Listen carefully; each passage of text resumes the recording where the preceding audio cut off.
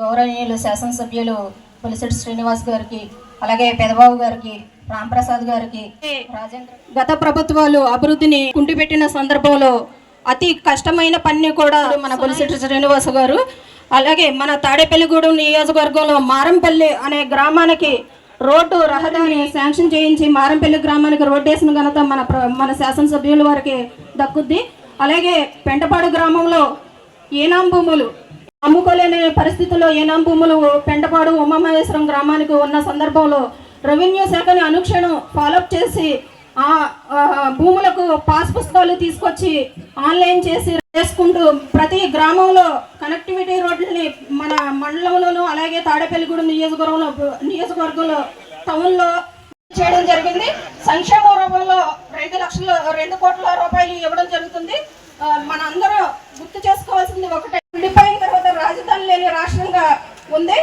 దానికోసం కొంత నిధులు P4లో మొదటి దాటగా మన పులిశెట్టి శ్రీనివాస్ గారు ఉండి మన తాడేపల్లిగూడెం నియోజకవర్గంలో స్విమ్మింగ్ పూల్ ని అలాగే ఇండోర్ స్టేడియం జూనియర్ కాలేజీని P4లో భాగంగా ప్రజల భాగస్వామ్యంతో అభివృద్ధి కార్యక్రమాలకి ఏర్పాటు చేసినటువంటి రాంప్రసాద్ చౌదరి గారు, వారి మిత్రులు, అదేవిధంగా పెదబాబు గారు, ఎంపీపీ గారు, స్వామి గారు, రాజేంద్ర ప్రసాద్ గారు, అదేవిధంగా వెంకటేశ్వరరావు గారు, బొడ్డు సాయిబాబు గారు, గురు సూరిబాబు గారు, సొసైటీ ప్రెసిడెంట్లందరికీ, అదేవిధంగా వేదిక పెద్దలకి, గ్రామ ప్రజలందరికీ, మీడియా మిత్రులందరికీ కూడా ఉదయపూర్వ నమస్కారం. ఇవాళ చంద్రబాబు నాయుడు గారు అనుభవంతో ఈ రాష్ట్రాన్ని నడుపుతూ ఉన్నారు. ఆర్థికంగా ఇబ్బందులు పెట్టి రాష్ట్రాన్ని లూటీ చేసి ఇప్పుడు పరిపాలన కూడా డిస్టర్బ్ చేసేటువంటి వ్యక్తి జగన్మోహన్ రెడ్డి. అతను 10th లో ఫస్ట్ అంటాడు, ఇంటర్ లో ఫస్ట్ అంటాడు, బీటెక్ లో ఫస్ట్ అంటాడు, అన్నింటిలో ఫస్ట్ ఉంటాడు. కాబట్టి అతనికి ఏపీపీఎస్సికి డిఎస్సికి కూడా తేడా తెలియని వ్యక్తి మరి 60 మంది సలహాదారులతో కోట్లాది రూపాయలు జీతాలు ఇచ్చి మరి రాష్ట్రాన్ని ఎలా దోచుకున్నారో మీకు తెలుసు. అలాంటి వ్యక్తుల్ని ఇవాళ మళ్ళీ రోడ్ల మీద తిరిగితే సిగ్గుపడతాం మానేసి ఇంకా మేము జెండాలట్టు తిరుగుతున్నారంటే నాకు చాలా సిగ్గుగా ఉంది. ఇవాళ చంద్రబాబు నాయుడు గారి నాయకత్వంలో P4 ని పరుగులు పెట్టించినటువంటి సందర్భం మనం చూడాలి. అది మన కాన్స్టిట్యూన్సీ మొదటి స్థానంలో ఉంచిన ఘనత మీ అందరిదే. ఎందుకంటే ఆ రోజు నన్ను నెగ్గించారు. మరి మళ్ళీ అదే విధంగా పనిలో కూడా భాగస్వాములు అవుతూ ఉన్నారు. ప్రభుత్వంలో నిధులు లేవు. చంద్రబాబు నాయుడు గారికి చేదోడు ఓదోడుగా ఉండాలని ఆలోచనతో నేను పనిచేశాను. అంతే తప్ప ప్రజలకు ఏదైతే మాట ఇచ్చామో మా దగ్గర డబ్బు లేదు, మాకు గవర్నమెంట్ లో డబ్బు లేదని నేను ఎప్పుడు చెప్పలా. డబ్బు ఉన్నా లేకపోయినా అన్ని విలేజ్లకి ఇవాళ పవన్ కళ్యాణ్ గారు 24వ స్థానంలో ఉన్నటువంటి పంచాయతీరాజ్ వ్యవస్థని మొదటి స్థానంలో తీసుకొచ్చి అన్ని విలేజ్ కనెక్టివిటీకి ఇచ్చిన ఘనత పవన్ కళ్యాణ్ గారి. ఆయనకి మీ ఊరు తరఫునే కాదు రాష్ట్రం తరఫునే ఉదయపూర్వ నమస్కారం తెలియజేస్తా ఉన్నా. పంచాయతీ 2.5 సంవత్సరాలు అయింది. మళ్ళీ మీ కన్నాలే చాలా రోజులైంది. మాకు డబ్బుకి ఇబ్బందిగా ఉంది, మీరు తప్పుకోండి. చంద్రబాబు నాయుడు గారు మీరు దీపోమంటున్నారు. చంద్రబాబు నాయుడు గారు ఎందుకు దీపోవాలి? 6 ప్యాక్ లో మీకు పెన్షన్లు ఇస్తారో దీపోవాలా? లేకపోతే ధాన్యం రైతులు ఎక్కడ ధాన్యం తోలలో తెలియని పరిస్థితుల్లో ధాన్యం రైతులందరినీ ఆదుకుని 24 గంటలు డబ్బులు వేసుకొని దీపోవాలా? అన్ని village connectivity road Pawan Kalyan garu దీపోవాలా? లోకేష్ గారు అన్ని స్కూల్ డెవలప్ చేయాలన్నందుకు దీపోవాలా? పోలవరం ప్రాజెక్ట్ ని కట్టి మీకు అప్పచెప్తున్న దీపోవాలా? భోగాపురం ఇవాళ ప్రజలకు అంకితం చేసిన ఘనత చంద్రబాబు నాయుడు గారిది కాదా, నరేంద్ర మోడీ గారి కాదా నేను అడుగుతా ఉన్నా. అందుకు దీపోవాలా అని అడుగుతా ఉన్నా. దానికి దేనికి సమాధానం లేదు. లెక్కర్లో దోచుకున్నారు, ఇసుకలో దోచుకున్నారు, గ్రావుల్లో దోచుకున్నారు. అసలు మీరు దోచుకోని వ్యవస్థే లేదు. కానీ ప్రజల్ని నిరుపేదలుగా చేసినటువంటి ఈ జగన్మోహన్ రెడ్డి ఫోటో పెట్టుకుంటే సిగ్గుపడే పరిస్థితుల్లో మీరు రండి డిబేట్ కి. ఎక్కడ అన్యాయం జరిగింది? 14 నెలలు అయిన తర్వాత డిఎస్సీలో అక్రమాలు అంటారు. 16,500 మందికి ఉద్యోగాలు ఇచ్చి పండగ చేసుకున్నప్పుడు ఏ ఒక్కరు కూడా కంప్లైంట్ చేయలేదు.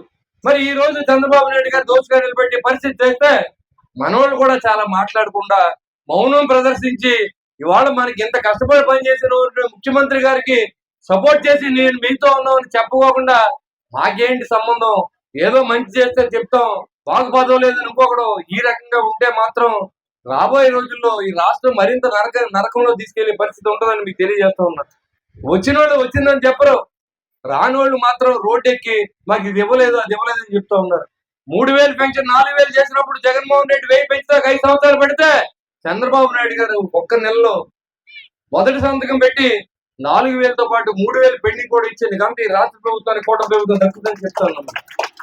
ఏదైతే రైతులు ఎదురు చూపులు ధాన్యం తోలిన తర్వాత డబ్బులు ఎప్పుడవుతుందో తెలియదు, ఏ రైస్ మిల్కి వెళ్ళాలో తెలియదు, ఎక్కడికి వెళ్తే అంట తిప్పుకుంటాడో లేదో కూడా తెలియదు. ఇక్కడ దాన్ని తీసుకెళ్లి కృష్ణా జిల్లాలో రాస్తారు, కృష్ణా జిల్లాలో దాన్ని తీసుకుని నరసాపురం రాస్తారు. ట్రాన్స్పోర్ట్ లో మొత్తం లూటీ చేసినటువంటి గత ప్రభుత్వం ఇవాళ మళ్ళీ రోడ్డెక్కి సిగ్గు లేకుండా మాట్లాడుతున్నారంటే దాని వెనకాల తిరిగే వాళ్ళు కూడా ఒకసారి అర్థం చేసుకోండి. ఇవాళ మనం ఓటేసే వ్యక్తిని మన జీవితాలు ఆధారపడి ఉంటాయి, మన పిల్లల జీవితాలు ఆధారపడి ఉంటాయి. ఇవాళ చంద్రబాబు నాయుడు గారు నిరంతరం ఉద్యోగాలు ఇవ్వాలి, రాష్ట్రం అభివృద్ధి చెందాలి, రైతు బాగుండాలి అని పనిచేస్తా ఉంటే విమర్శలు గుప్పించేటువంటి ఎవరైనా చదువుకున్న వాళ్ళు ఎవరైనా ఒకసారి ఆలోచించేయండి. ఆయన మాట్లాడి మాటలు ఒకసారి మీరు ఆయన ఒకసారి వీడియోలన్నీ చూడండి, ఒకసారి ఆయన ఏం మాట్లాడతాడో తెలియదు. మరి అలాంటి వ్యక్తిని కనుక మనం మళ్ళీ ముఖ్యమంత్రి చేసుకునే అర్హత కూడా లేదు అతనికి. 40,000 కోట్లు ఈడీ సీజ్ చేస్తే గత 10 సంవత్సరాల నుంచి మీరు రోడ్ల మీద తిరగడెత్తారంటే మరి ప్రభుత్వాలు ఏం చేస్తాయో కూడా నాకు తెలియదు. ఇవాళ చిన్న రైతు డబ్బు కట్టాలంటే ఇంటికి వచ్చి డబ్బు వేస్తారు, అని తీసుకెళ్లి జైల్లో పెడతారు, నానా ఇబ్బందులు పెడతారు.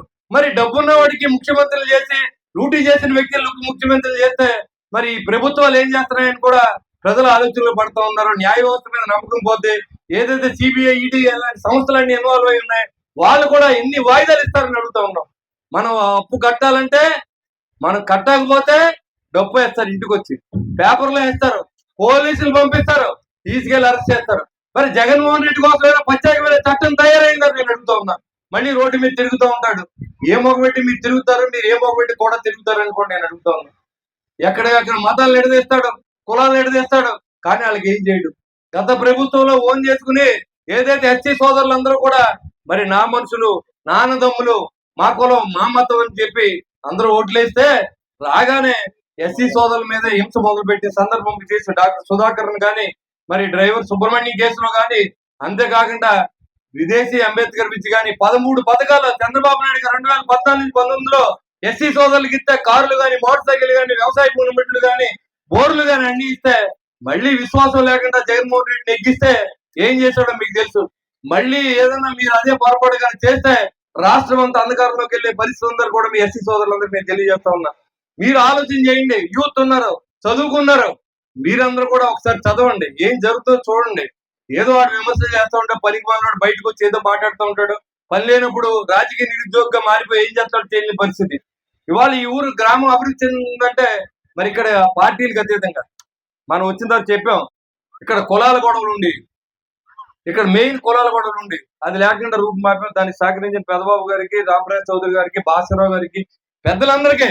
ఎందుకంటే గ్రామం అంటే కులాలకి మతాలకి అతీతంగా ఒకరి ఇంట్లో ఎవరన్నా చావు జరిగినా, పెళ్లి జరిగిన ఇది వరకు నా చిన్నప్పుడు అయితే ప్రతి ఇంటి నుంచి 1 లీటర్ 2 లీటర్ల పాలు తీసుకొచ్చి వాళ్ళకి ఇచ్చేవారు. ఒక ఇల్లు ఒక కట్టేత వేసుకుంటే ఒక పొలం కోస్తే ఆ ఇంటికి 4 రైతులు ఇలా చేసేవారు. అలాంటి బడిగట్టు ఉన్నటువంటి పల్లెటూర్లన్నీ కూడా వాళ్ళ అన్ని విడగొట్టి ఎక్కడికక్కడ పరిపాలన జరుగుతూ ఉంది. సోదరులందరూ అర్థం చేసుకోవాలి. ఇవాళ ఇది అభివృద్ధి చెందిందంటే మరి దాతలందరూ శ్రీమంతులుగా ఇవాళ మొట్టమొదటి గ్రామం ఏమో అనుకున్నాను నేను. ఈయన అభివృద్ధి కార్యక్రమాలు చేసినటువంటి గ్రామంతో పాటుగా ఏకగ్రామం చేస్తారని చెప్పి మాటిచ్చిన రామరాజ్ చౌదరి గారికి, పెదబాబు గారికి, భాస్కరరావు గారికి అందరికీ పేరు పేరున ధన్యవాదాలు. మీ గ్రామం ఒక మార్గదర్శకంగా ఉండాలని చెప్పి నేను కోరుకుంటా ఉన్నాను. అంతేకాకుండా ఇక్కడ పెయింటింగ్ వర్క్ చేసేవాళ్ళు కూడా కూలి పని చేస్తే వాళ్ళకి 1000 రూపాయలు వస్తాయి.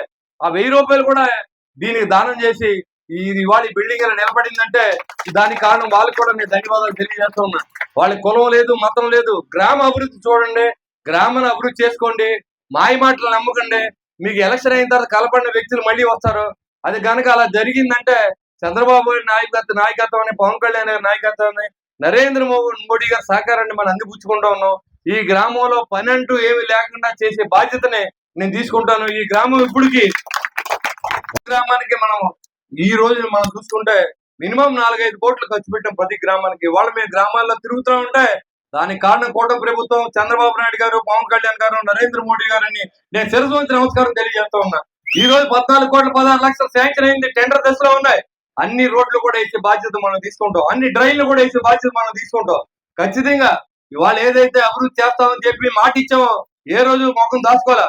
మీ గ్రామాల్లో ప్రతి రోజు మీరున్న ప్రతి రోజు ప్రతి గ్రామంలో సమస్యలు ఏంటి, 24 గంటలు పీజీఆర్ఎస్ చేస్తా ఉన్నాం ఇంటికాడ. అధికారులు నేను ఏదైనా ఊరు వెళ్తే మా అబ్బాయి కానీ, అధికారులు కానీ అందరు కూడా మీకు అందుబాటులో ఉండే పార్టీ నాయకులు కానీ అక్కడ పెట్టి పీజీఆర్ఎస్ నడుపుతా ఉన్నాం.